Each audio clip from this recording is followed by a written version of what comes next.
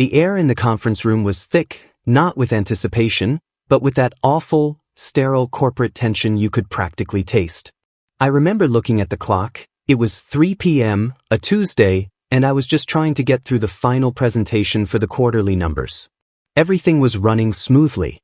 I nailed my projections. I even had a few people nod along, genuine, non-corporate nods, and I was wrapping up the Q&A when David, my boss, cleared his throat. It wasn't just a clearing. It was a performance, a loud, theatrical ahem that instantly silenced the room. You know that feeling when the light suddenly shifts and the mood goes from professional collaboration to public execution? That's what happened. I smiled, a bit too brightly, and said, "Yes, David? Any questions about the Q3 growth trajectory?" He didn't look at the slides. He didn't look at the numbers. He looked straight at me, his expression a masterful blend of pity and utter disdain. And I swear, he took a deep breath, like he was about to deliver a profound, world-changing truth. "Stephen," he started, his voice slow and heavy, the kind of voice you use when you're talking to a toddler who just drew on the wall with permanent marker. "The numbers are fine. They're acceptable. But what's unacceptable is your consistent, frankly, toxic attitude." I felt the blood drain from my face. My mind went blank. Toxic attitude? I was the guy who stayed late to fix everyone's corrupted files. I was the one who made coffee for the 6 a.m. meetings.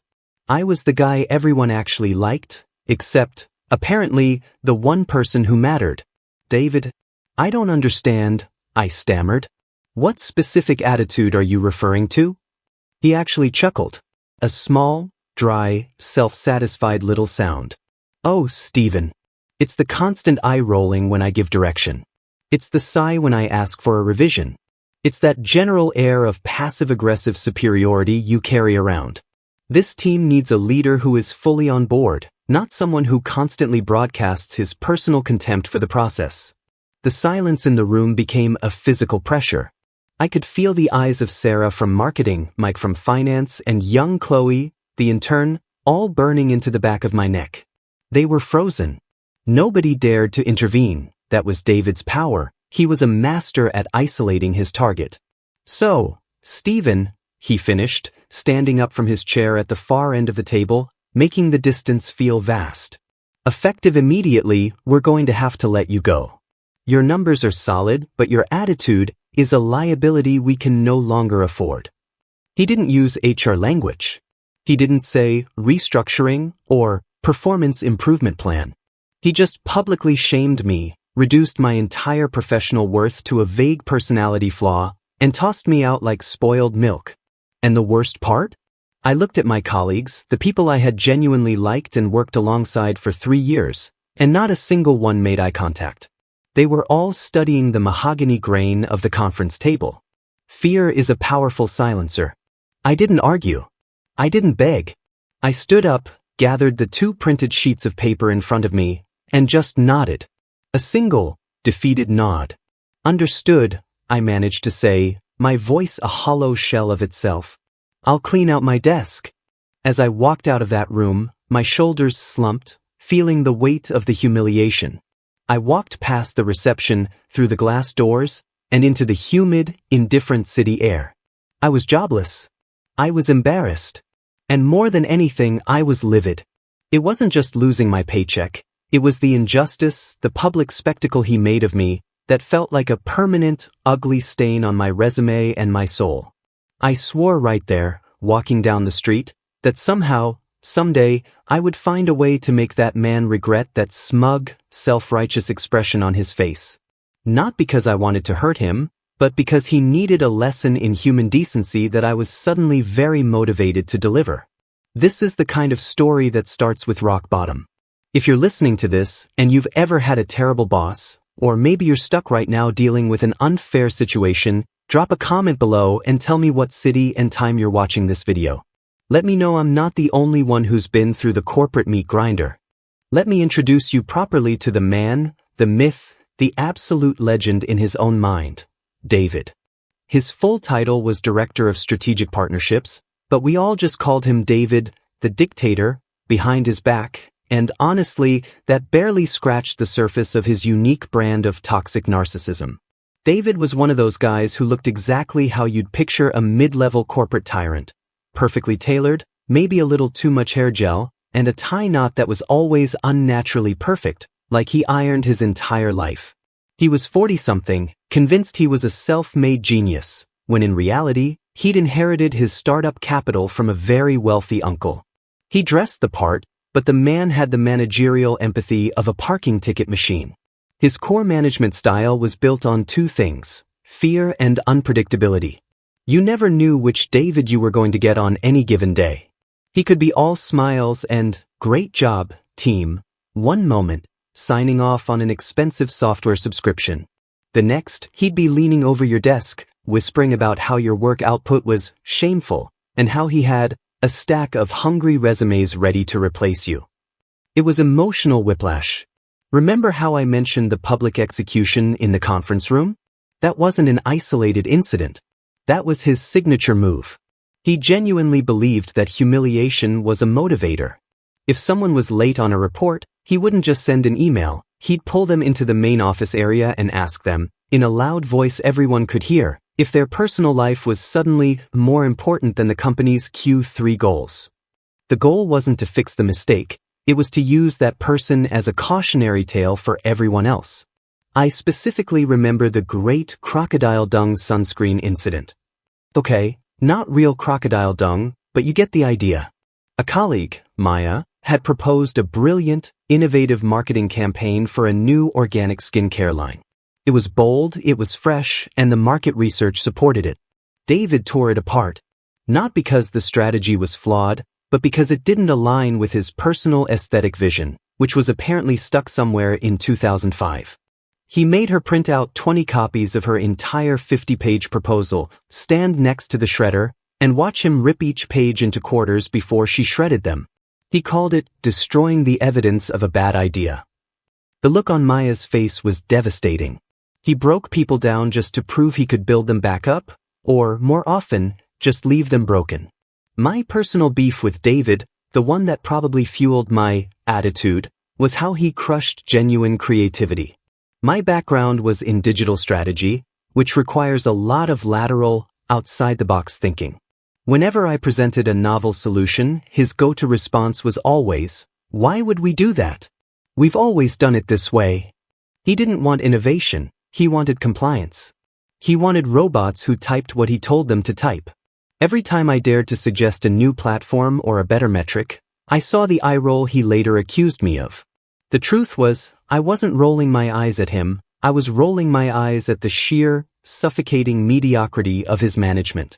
When he fired me for an attitude, it wasn't a professional decision, it was a personal purge.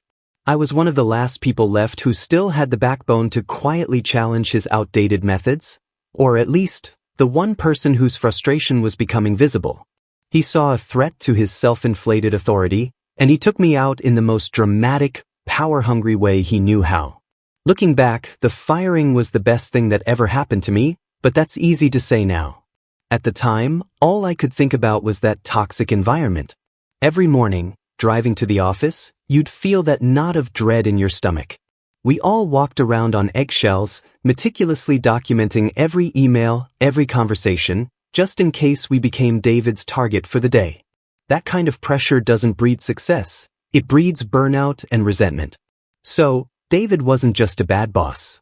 He was an emotional vampire who sucked the passion right out of a talented team.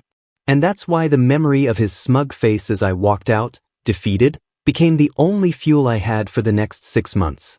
He didn't just fire Steven, the employee, he insulted Steven, the professional, and that's an insult you don't easily forget.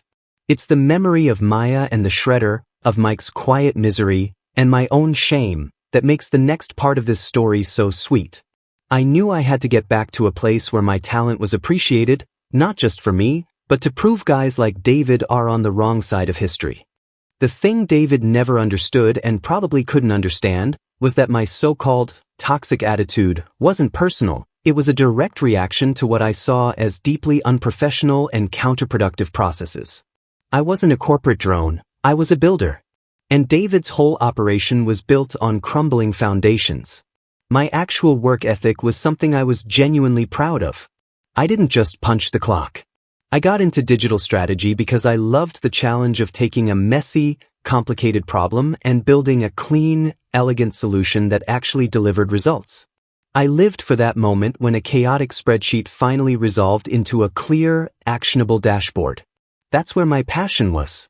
When I started at the company, I took on a side project, something totally outside my job description, just because I saw a major opportunity David was completely missing. It was the internal reporting system. It was this clunky, ancient beast that required 3 different departments to manually cross-reference data, taking up maybe 2 full days of administrative time every single week. It was madness. So, quietly, in my evenings and on a few weekends, because I genuinely enjoyed it, I taught myself the specific coding necessary to automate about 90% of that system. I built a comprehensive, real-time dashboard that pulled data from all 3 sources, applied the necessary logic, and spat out a clean report in about 15 seconds. It wasn't my assigned task, it was just me seeing a big, ugly inefficiency and getting this burning desire to fix it. When I finally presented the automation to the head of operations, she was almost in tears. She estimated it saved the company almost $40,000 a year in lost productivity. But when David heard about it, he was annoyed. Because I did it off-book. "Stephen, you need to stick to your lane," he'd said, leaning back in his big leather chair, steepled fingers pressed against his lips. "We hired you for partnership management, not amateur coding projects. You wasted valuable time on something that wasn't even a priority." "But David, it saves money and time," I countered, trying to keep the frustration out of my voice. "It creates precedent," he corrected, emphasizing the word like it was a moral failing. "Now everyone else is going to think they can just wander off and build whatever they want. Structure is success, Stephen. Not these little cowboy passion projects." That was the core of our conflict. He saw structure and control. I saw efficiency and innovation. He wanted everything predictable and controllable. I wanted to break the mold. It wasn't that I was lazy or disruptive. I was just eager to make things better, cleaner, faster. And his constant pushback was what fostered the attitude he hated so much. When you're genuinely trying to elevate the entire game and your boss slaps your hand and tells you to color within the lines, it's demoralizing. I also tried to foster small moments of genuine connection with the team, moments David hated. We had this ritual, for example, where if you landed a big account, you had to bring in a bizarre, local pastry from some obscure bakery in the city. No expensive store-bought donuts. It had to be weird. I remember bringing in these tiny, deep-fried green bean cakes that were surprisingly delicious. It was a stupid little thing, but it built camaraderie. It gave us something human to talk about besides the TPS reports. David tried to ban it.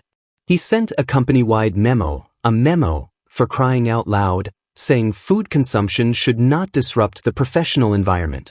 The guy couldn't stand anything that fostered genuine, unmanaged joy. So, when David publicly fired me, he didn't just fire a competent employee. He fired the guy who fixed the broken reporting system, the guy who cared enough to automate the boring stuff, and the guy who tried to inject a little humanity back into the office grind. My quiet dedication and my passion for actual results were completely invisible to him because they didn't fit neatly into his rigid, ego-driven worldview. It's important to remember this context. The love for the work, the drive to fix things, the small creative projects, because it's the exact quality David tried to crush, but it's the exact quality that was about to launch me to a place he could only dream of. The irony, which I didn't know yet, was that the skills I used on that amateur coding project were exactly the skills the next company was looking for. David thought he was getting rid of a problem. He was actually throwing away a top-tier asset, setting the stage for the most spectacular self-sabotage in his entire career. He had no idea the bullet he just dodged, or rather, the bullet he just signed the permission slip for, aiming it directly at his own forehead. The atmosphere in David's division wasn't just stressful, it was fundamentally toxic. It wasn't about the long hours, we all signed up for the grind.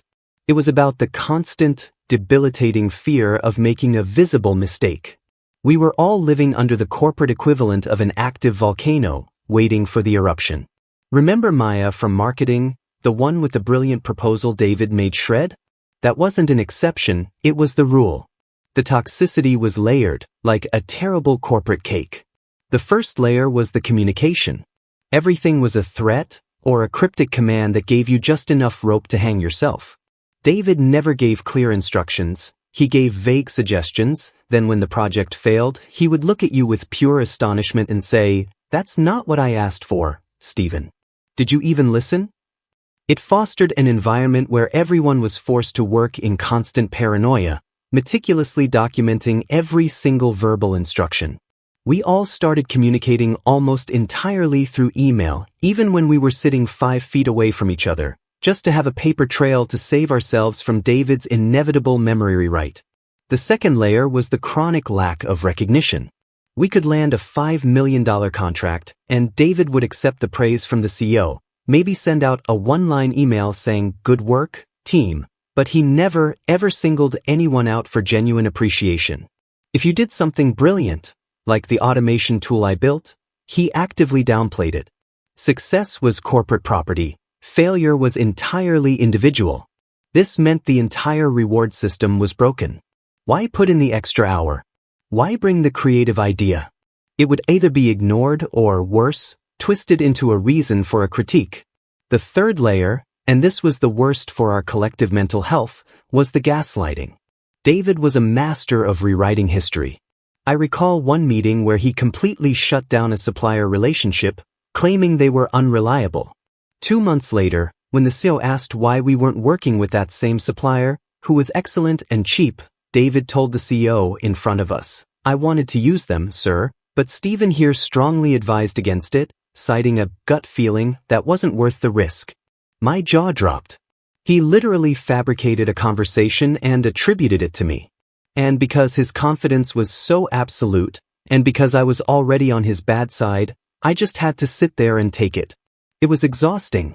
You were constantly fighting a battle with a man who could retroactively change the rules and the facts, and nobody on the team could help because they were all trying to survive, too. The entire office felt like a psychological experiment. We developed this unspoken code of conduct just to survive. Never be the first one to speak in a meeting. Always let David talk for 5 minutes before presenting anything. Never, ever contradict him, even if he says the sky is green. We were all walking on eggshells and the collective stress took a real toll. Sarah from marketing started getting migraines almost daily. Mike from finance developed this nervous tic where he'd constantly adjust his glasses. For me, it manifested as that quiet, simmering resentment, the attitude that eventually got me fired. That quiet resistance was my only way of holding on to my professional integrity in a place that tried to strip it away every single day. When I walked out of that office after the firing, the relief, oddly, was immediate.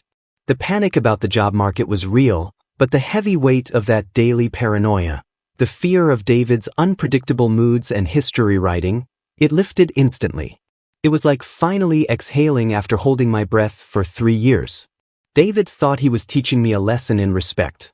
What he actually did was teach me the invaluable lesson that no amount of money is worth your mental health. The shame of the public firing still stung, but what David didn't realize was that he had actually given me a tremendous gift: freedom. Freedom to find a company that valued creative problem solving over rigid, ego-driven compliance. That toxic environment, that stifling, miserable grind, it was all about to be the necessary setup for the next act. Because, as you're about to find out, the corporate world is smaller than you think, and the web of partnerships David relied on was about to become my own personal playground. And I was coming back for a visit. Okay, so I was fired in the most embarrassing way possible. David had his moment. Now came the 6 months of pure, grinding reality, what I call my job hunt rock bottom. The first few weeks were fueled by adrenaline and righteous anger. I updated my resume, polished my portfolio, and wrote the most professional, calm cover letters you can imagine, subtly highlighting the $40,000 in savings I created for my last company, the automation tool David hated. I was sure I'd land something within a month. I had the experience, I had the portfolio, And I was motivated. I even told myself, this is great. I get a mini vacation before I land the perfect job. Wrong. So, incredibly wrong. The job market in my niche was brutal. Every application was met with either silence or a form email rejection a week later. I'd ace the phone screen, feel great about the initial interview, and then ghosted. The months started blurring. I was waking up later, my once crisp professional clothes stayed hanging in the closet, and the only meeting I was rushing to was with the Postmates delivery guy. I applied for 80 jobs in the first 3 months. 80. I got maybe 10 initial interviews and 0 second interviews. And here's where the mental spiral started. I began to internalize David's words. Maybe I do have a toxic attitude. Maybe I am a liability. Maybe I'm too opinionated, too much of a cowboy with my passion projects. That public humiliation had planted a seed of doubt so deep it felt like it was strangling my self-worth. I remember one specific application for a digital marketing manager role. I spent maybe 10 hours on a custom case study for them. I made it perfect. The interviewer, a young woman named Jessica, loved it. She said it was the most comprehensive analysis she'd ever seen from a candidate. I was ecstatic. I got my hopes up. The next day, I got the standard, "Thank you for your interest, but we have decided to move forward with a candidate whose qualifications better align with our long-term vision" email. It was soul-crushing. I didn't even have the energy to email back and ask for feedback. I just stared at the screen, feeling this heavy, empty weight in my chest. I started running out of money, fast. I drained my emergency savings. I was skipping social events with friends because I couldn't afford to split the check, and the shame of being unemployed made me avoid answering my phone. I felt like a massive failure. My apartment, which used to be my sanctuary, felt like a prison. The lowest point came 5 months in. I was trying to negotiate the terms on my car insurance, explaining that I was currently unemployed, and maybe they could cut me a break. The representative was perfectly kind, but saying the word unemployed out loud, to a stranger, felt like the ultimate admission of failure. I hung up the phone and I just sat on the floor, my back against the wall, staring at a stain on the ceiling, and for the first time since the firing, I genuinely started to cry. Not angry tears, but exhausted, defeated, I don't know what I'm doing with my life tears. David had won, even from a distance. He hadn't just taken my job, he had, temporarily, stolen my professional confidence and replaced it with a deep, personal doubt. But that moment of utter defeat was also the strange, quiet catalyst. As I sat there, exhausted and tear-stained, I realized I couldn't just wait for a job to magically appear. I had to force the issue. I had to start building again, even if it was just for myself. I went back to the code. I started tinkering with that old automation script, building a more robust, commercial version of it. I treated it like a client project. I worked on it every day, not for money, but just to prove to myself that I was still capable, that the skill David hated was actually valuable. It was my quiet act of rebellion against the voice in my head that sounded suspiciously like David. I was proving that the cowboy passion project was still alive. This shift, from passive application to active creation, was the thing that changed the energy, and it was about to pay off in the most unbelievable way imaginable. The breakthrough came from an utterly unexpected source, Mike from finance. Yes, the same Mike who had the nervous tic and who was frozen with fear when David publicly fired me. The one who had nervously avoided eye contact as I cleared my desk. It was exactly 6 months to the day after the firing. I was still in my self-imposed creative exile, coding away at my passion project, when I got a text message from an unknown number. Unknown. "Hey Steven, it's Mike. David's not CC'd. Can we talk? Very confidential. Need your new personal email. It's important." My heart jumped into my throat. Mike was a good guy, but he was the ultimate rule follower. For him to reach out without David's knowledge was practically a declaration of war. I immediately sent him my email, making sure I used a new one completely separate from my old job. He replied within minutes. The email was a burner account, just for safety. It was short, but it changed everything. "Steven, I quit. I couldn't take the toxicity anymore. But before I left, I remembered your automation tool and the $40,000 it saved us. I'm now working at OmniCorp, setting up a new division. We're a massive partner of our old company. They're looking for a new director of strategic integrations. It's essentially a role that oversees the relationship with key suppliers, including, well, our old company. I dropped your name. I highlighted your innovation, the automation project, and your ability to build something complex from scratch, all the things David publicly trashed. I told them you were let go for budgetary reasons because David's department was being downsized, which is a common corporate fib and a lot safer than the truth. They're impressed with your background. They want to interview you. This is huge, man. Don't mess it up. I sat there, staring at the screen, my mouth wide open. OmniCorp. They were a titan in the industry, the biggest name we worked with, a company David treated with a near-religious reverence. And the job? Director of Strategic Integrations. It was a massive step up, a serious executive role that paid more than David's own salary. And the catch? I would be managing the partnership with my former company. I called Mike immediately. He was buzzing but still cautious. I'm telling you, Stephen, David's department is a mess, Mike explained, his voice low and quick. They're missing internal deadlines, they're using outdated metrics, and OmniCorp is getting fed up.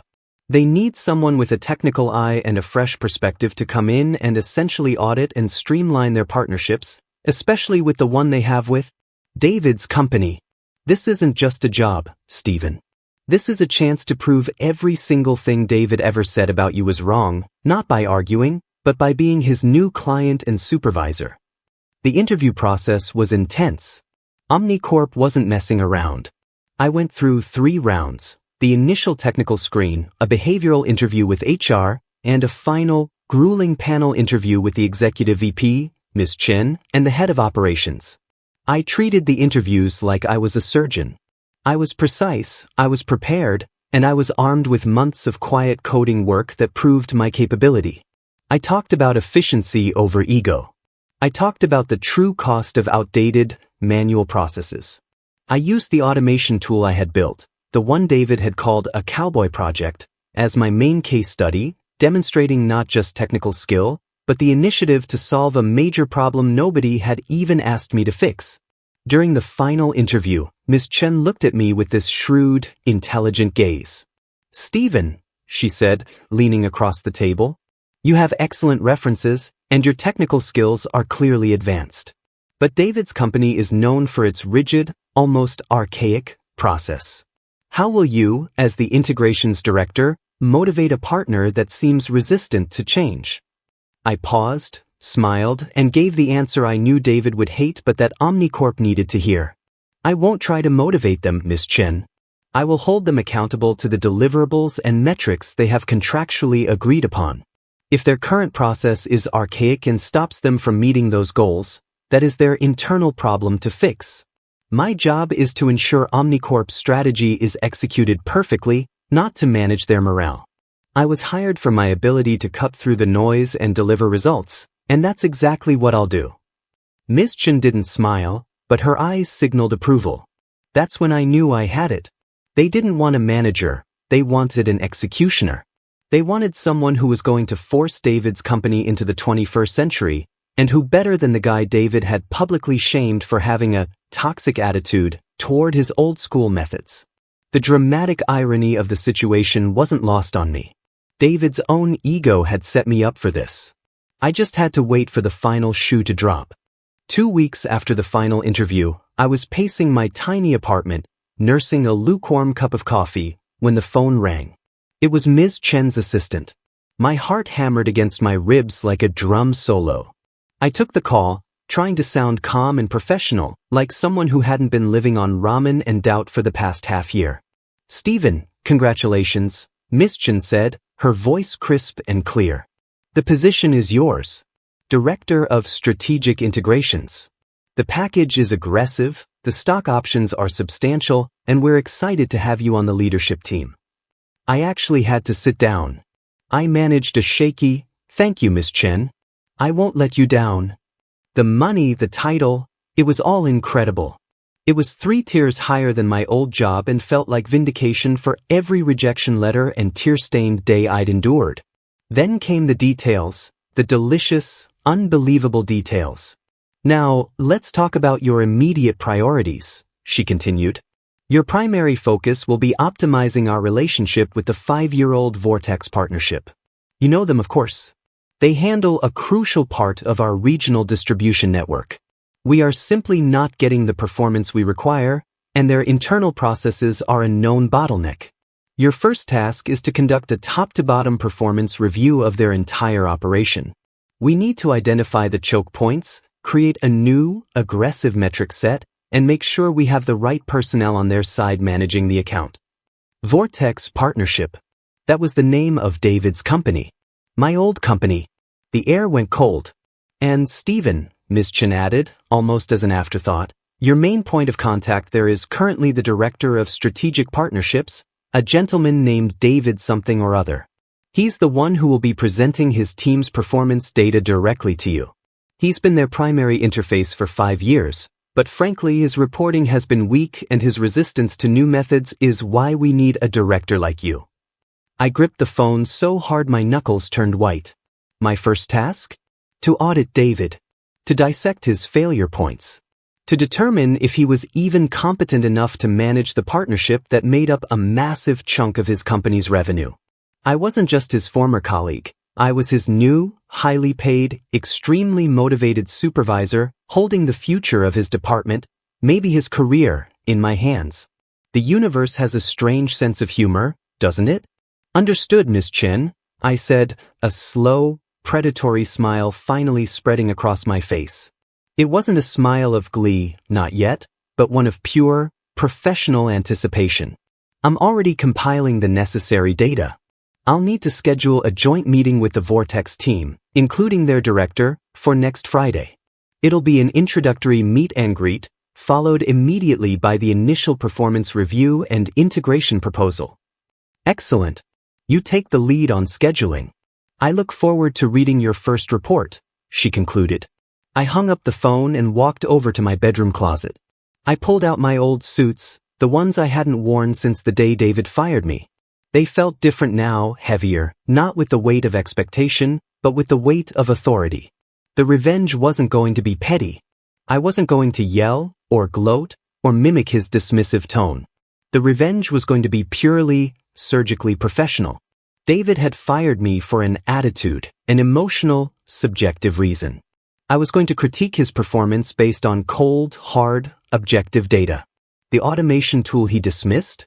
It was now going to be the blueprint for the metrics I demanded his team achieve.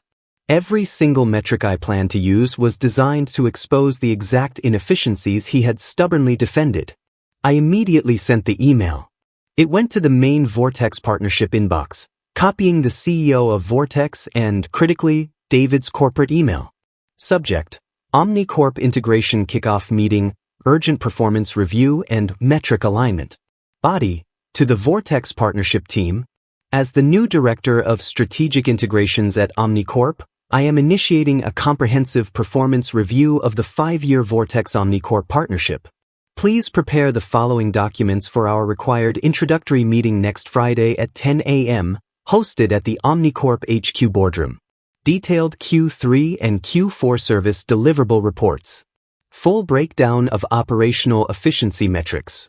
Personnel roster for the OmniCorp account. I look forward to meeting the team and beginning this new chapter of alignment. Regards, Stephen. I signed off and leaned back in my chair.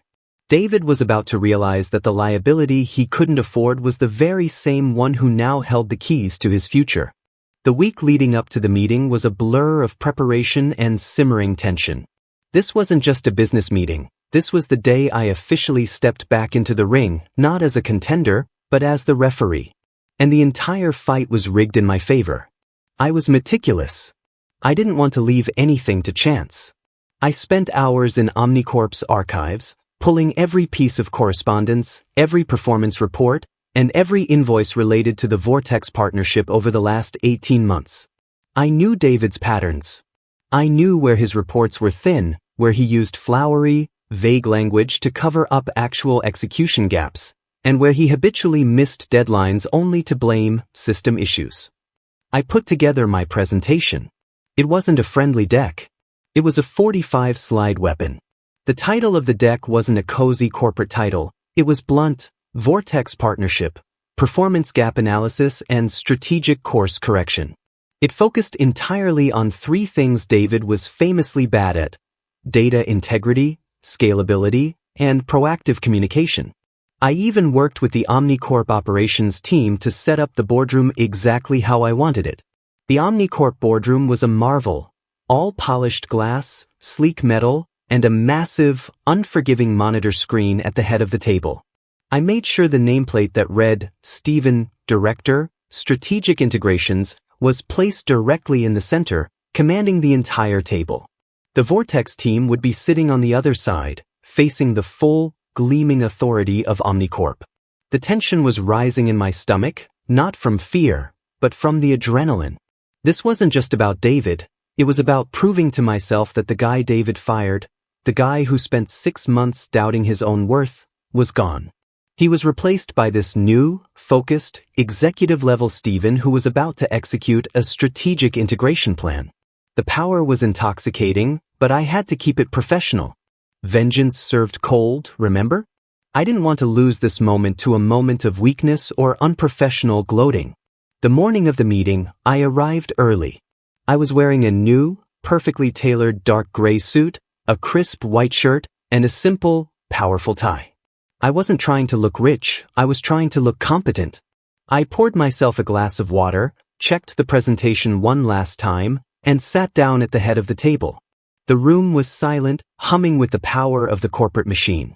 At 9:55 a.m., the door to the boardroom opened and Mike, my secret ally who got me the job, poked his head in. He gave me a barely perceptible nod, a signal that the Vortex team was en route. Mike was going to be in the meeting, ostensibly to take notes, but really to witness the show. I was staring at the nameplate on the table: Stephen, Director.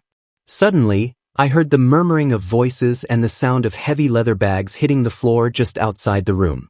The air felt thick again, just like that day 6 months ago, but this time, I was the one holding all the power. I took a slow, deep breath. At exactly 10 a.m., the door swung open. The Vortex team walked in. First was a nervous-looking woman from their finance department who clearly hadn't slept well. Next was the quiet guy from their account management team. And then, dead center, impeccably dressed and radiating his usual, self-important swagger, was David. He walked in talking over his shoulder, mid-sentence, about a new golf game he'd played. He was confident. He was oblivious. He was ready to charm the new OmniCorp junior director he assumed he was meeting. He glanced up, his eyes scanning the room, looking for the low-ranking manager he could easily manipulate and dismiss. His eyes landed on me, sitting at the head of the table, in the director's chair, wearing the suit. The color drained from his face instantly. The smile he'd been wearing, the one of bored confidence, collapsed entirely. His mouth formed a perfect, silent "oh." The word he had been speaking died in his throat. It was the face of a man who has just walked into his own funeral, only to realize he's also the one who has to give the eulogy. It was priceless. And the meeting hadn't even started. The moment David saw me, every muscle in his face froze. It wasn't a sudden shock, it was a cataclysmic shutdown. The kind of expression you get when a perfectly functioning machine hits a wall at full speed. His confidence, his swagger, his entire professional facade, it vaporized. He was standing there, halfway between the door and the table, looking at me like I was a ghost who had decided to sit down and chair a meeting. I didn't flinch. I just looked at him with a neutral, professional expression, the kind you reserve for an awkward client you barely know. There was a solid 5 seconds of silence, the longest 5 seconds of David's professional life, I guarantee. His finance manager looked confused, looking between David and me, trying to figure out if she should start introducing herself. Mike, sitting to my left, was subtly biting his cheek to keep from laughing. Finally, David managed to choke out one word, his voice a dry, scratchy whisper. "Stephen." I nodded slowly, keeping my hands resting calmly on the table. "Hello, David." Thank you for making the trip over. I even made sure to use his formal title. Please, take a seat. We have a lot of ground to cover. He stumbled into a chair, the one furthest from me, and didn't even acknowledge his team. He just kept staring, his eyes wide, a thin sheen of sweat instantly appearing on his forehead. The man who had humiliated me in front of my peers 6 months ago was now a terrified, subordinate mess. I gave them 1 minute to settle, allowing the tension to fully steep. Then I clicked the remote and brought up the first slide. Welcome, everyone, I began, my voice strong, clear, and perfectly modulated. The difference between my voice now and the shaky stammer he'd heard that day in his conference room was immense. I'm Steven, Omnicorp's new Director of Strategic Integrations. I lead the team responsible for ensuring all our key partnerships, including Vortex, align seamlessly with Omnicorp's long-term growth objectives. I didn't acknowledge our past. I didn't look at him with malice. I just laid out the cold, hard structure of the new reality. This is an efficiency review, not a get-to-know-you session, I stated flatly. And I want to be perfectly clear. The partnership between Vortex and Omnicorp is currently failing to meet critical success indicators. Our goal today is to collectively diagnose why and establish aggressive, data-driven targets for the next 90 days. I clicked to the second slide. It was a simple, damning chart showing Vortex's on-time deliverable rate had dropped 15% in the last 2 quarters. David, I said, addressing him directly for the first time in the meeting, making sure to project my voice clearly. Your department's performance has significantly impacted our market readiness. Can you start by explaining the reasoning behind this concerning decline? I used the word reasoning exactly how he used to use it, that slightly condescending tone that implies you're a child who has done something very silly. David swallowed hard, picking up a folder with shaking hands. He had prepared a fluffy, narrative-based defense, I could tell. He tried to launch into it. Steven, look, there are several, mitigating circumstances. We've had some restructuring on the team, some personnel shifts, and frankly, the market dynamics have been incredibly volatile. David, please. I cut him off smoothly, raising a hand. I'm not interested in mitigating circumstances or market volatility. I'm interested in metrics. Your contract dictates a 98% on-time rate. Your current rate is 83%. We need an explanation of your process failure points, not a narrative about team morale. I was using his own playbook against him. He hated emotional answers and demanded cold data. But when the data exposed him, he tried to pivot back to a narrative. It was beautiful to watch. He was scrambling, realizing that the usual charm and bluster that worked on junior managers was completely useless against a director who had all the power and all the spreadsheets. I looked him straight in the eye, the first direct, unblinking eye contact since he walked in. The Director of Strategic Partnerships is accountable for the execution of this contract, David. Before we proceed, I need to know, do you fully understand the gravity of the performance deficit your department is creating for Omnicorp? It was the ultimate corporate power move, questioning his competence, his understanding, and his professional integrity, all while keeping a face as smooth and unreadable as the boardroom table. He knew in that moment that this wasn't a fluke. This was a professional assessment, and he was failing it badly. The student had become the examiner, and the examiner was ready to mark the paper with a big red F. The meeting was no longer a performance review, it was a surgical dissection. David was trying desperately to cling to his old persona, but every time he tried to inject some of his patented swagger or vague corporate fluff, I calmly, professionally, shot him down with a question based on a metric he couldn't meet. He tried to pass the buck. Steven, this is really a human resources issue. We've been struggling to find a candidate who understands the new reporting structure you're outlining here. I leaned forward.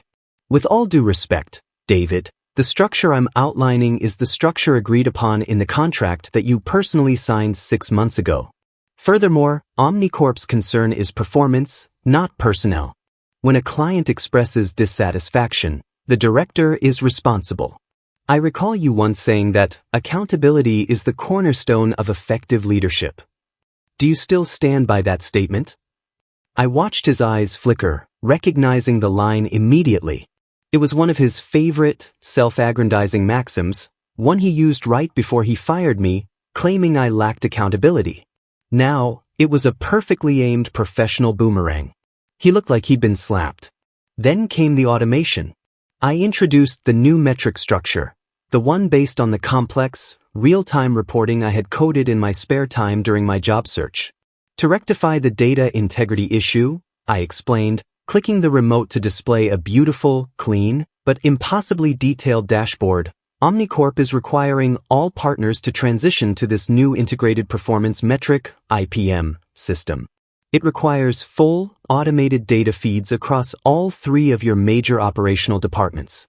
This will provide Omnicorp with a real-time, objective assessment of your ability to scale. The finance manager and the account manager on his team looked impressed, but also terrified. David, however, looked completely blank. Automated feeds, Stephen? That's a massive infrastructure overhaul, David stammered, running a hand through his gelled hair. That's far beyond the scope of this partnership. I kept my voice level. It is the new scope, David. And it's based on the technical ability we know is possible within the industry. This is the new minimum standard for all Omnicorp Tier 1 partners. We need this level of data, or we can't justify the investment in Vortex. I saw the silent panic in his eyes. He realized 2 things. 1, the new standard was so high it would expose every inefficiency he had been hiding. And 2, the architect of this impossibly high standard was the guy he'd humiliated and fired for being too interested in amateur coding projects. I decided to drive the point home, subtly. David, you remember my old colleague, Mike from finance? I asked, gesturing to Mike, who gave David a slight, emotionless nod. When I was working in your department, I developed a small-scale reporting automation tool that, as Mike can attest, saved your company approximately $40,000 annually just in man-hours. I brought that same innovative thinking to Omnicorp, and this new IPM is the result. It's what effective integration looks like. It's a solution, not a problem. David's face was a mixture of impotent rage and dawning, terrifying realization. He couldn't explode. He was a subordinate in a multi-million-dollar review. He couldn't lie. I had Mike, the paper trail, and Omnicorp's full authority. He was trapped by his own arrogance and his dismissal of my talent. The irony was exquisite. David had fired me for having a passive-aggressive superiority about his outdated methods. Now, I was using that same superiority, backed by an enormous executive title, to professionally dismantle his department. The rest of the review was a brutal exercise in professional execution. I demanded a 90-day improvement plan, a weekly progress report delivered directly to me, and the immediate replacement of any internal Vortex team member who resisted adoption of the new IPM standard. I wasn't just his boss. I was the corporate auditor with the power to approve or disapprove of his team. I was essentially dictating the internal operation of his company. David, utterly defeated, could only manage weak, compliant nods. Understood, Stephen, he repeated again and again. We will comply with the new IPM. We will deliver the improvement plan. The man who had once been my boss was now taking notes on how to save his own job from the man he had called a liability. The review meeting ended precisely at 11:30 a.m., just as scheduled. David and his team looked pale and defeated, carrying their folders like lead weights. As they stood to leave, I called out to David one last time. David, a quick word if you don't mind. His team filed out silently, leaving just Mike, David, and me in the huge, quiet boardroom. David tentatively approached the table, his posture completely submissive, a stark contrast to the way he used to loom over my desk. Stephen, I can assure you that this partnership is a priority, he mumbled, trying to salvage some credibility. We will meet these new metrics. We'll find a way. I walked around the head of the table, not to stand over him, but just to stand closer, to make this moment less corporate and more personal. I know you will try, David, I said, my voice low and completely devoid of emotion. And I believe you. But the question is not if you can meet the metrics. The question is what level of disruption will it take for you to do so? I paused, letting the silence hang. This was the moment for the final, satisfying cut. Do you remember, David, 6 months ago? The quarterly review? You said my performance was acceptable, but my attitude was a liability the company could no longer afford. His eyes widened again, confirming he remembered every detail of that day. He couldn't deny it. He couldn't gaslight me here. Well, David, I continued, keeping my expression perfectly neutral. I have just completed a full audit of your performance. Your deliverables are currently unacceptable. Your metrics are a liability to Omnicorp. And your resistance to modernization? That's what I call a toxic, professional attitude. I let that sink in. I didn't yell. I didn't gloat. I just used his own, precise, corporate killer vocabulary to describe his entire professional existence. The weapon he had used on me was now surgically turned on him. You dismissed my innovation, David. You hated my passion projects because they were outside your control. You fired me for my attitude because I disagreed with your outdated methodology. Now your job, and the stability of your entire department, depends on you adopting the very methodology you rejected, mandated by the guy you threw out. I leaned in slightly. That's not an opinion, David. That's a data point. And my final, decisive verdict on the future of this partnership is this. The partnership will continue on a 90-day probationary basis. If the IPM metrics are not met, Omnicorp will be forced to terminate the relationship. That is my recommendation, and it is final. Probationary basis. It was a lifeline, but one with a razor-sharp edge. I gave him a chance to save himself, but only by completely dismantling his own old, comfortable way of doing business, the very thing he fired me for wanting to do. He stood there, broken. He didn't have an argument, a threat, or a comeback. All he had was the crushing realization that he had voluntarily, publicly humiliated and fired the one guy who was actually competent and innovative enough to prevent this exact crisis. I understand, he finally whispered. Good, I replied, stepping back. Then we're done here. I expect your first weekly IPM progress report by the end of business next Friday. And David. He looked up, meeting my eyes one last time. I hope you can finally find someone in your department who shows genuine dedication to the process. I turned and walked to the other end of the boardroom, opening the door for him. He walked out, defeated, without another word. Mike gave me a small, silent thumbs up as David trudged past him. The vengeance was complete, and it felt incredible. It wasn't loud or childish. It was a pure, corporate checkmate. I had proven that talent and integrity beat ego and fear every single time. I didn't hear from David for the next 90 days, which was the final, satisfying sign that my lesson had landed. He was too busy scrambling to meet the metrics he'd created by dismissing my work. The weekly reports came in, sterile and compliant, detailing the complete operational overhaul he was being forced to implement, all of it based on the IPM system I designed. The tables had completely and irreversibly turned. The closure, however, wasn't found in David's misery. It was found in my own sense of professional growth. The goal wasn't actually revenge. The goal was to prove my value. 3 months after the showdown, Ms. Chun called me into her office.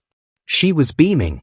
Stephen, the Vortex partnership is showing a 12% improvement in overall efficiency.